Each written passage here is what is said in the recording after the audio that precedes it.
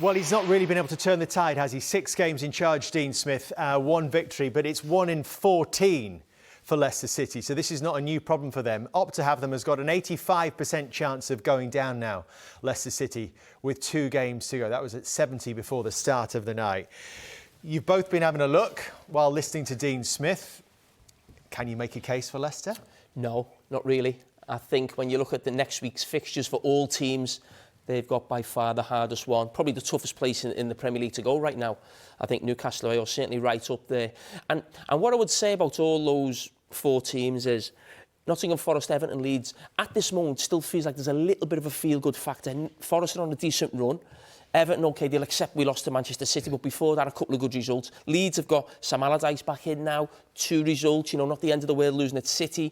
The crowd are behind them in the game against Newcastle.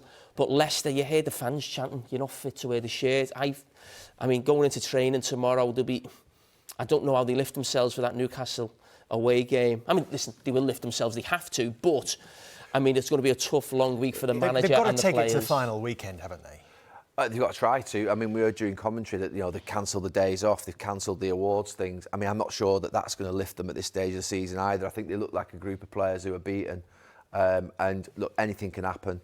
We know that they could go and do something absolutely spectacular, but I genuinely feel Leicester tonight have gone and there's no coming back from it. I think most Leicester fans will think exactly the same.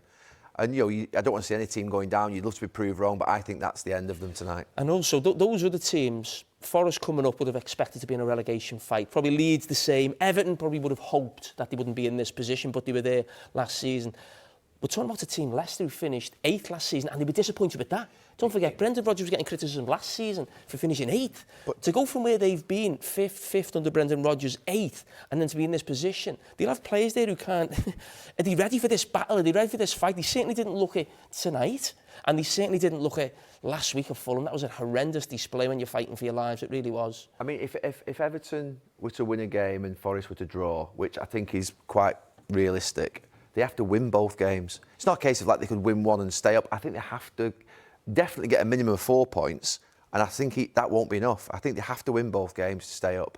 I think it's, look, the 85% there on the sort of the odds for them to go down tell you that basically it's a massive struggle for them. I think they're gone. I think that Everton now are in a decent position, but Leeds, Forest, Everton, it's going to be obviously... They're in trouble as well, but they've got chances in those games. I can see where they could get points. I can't see where Leicester can get points.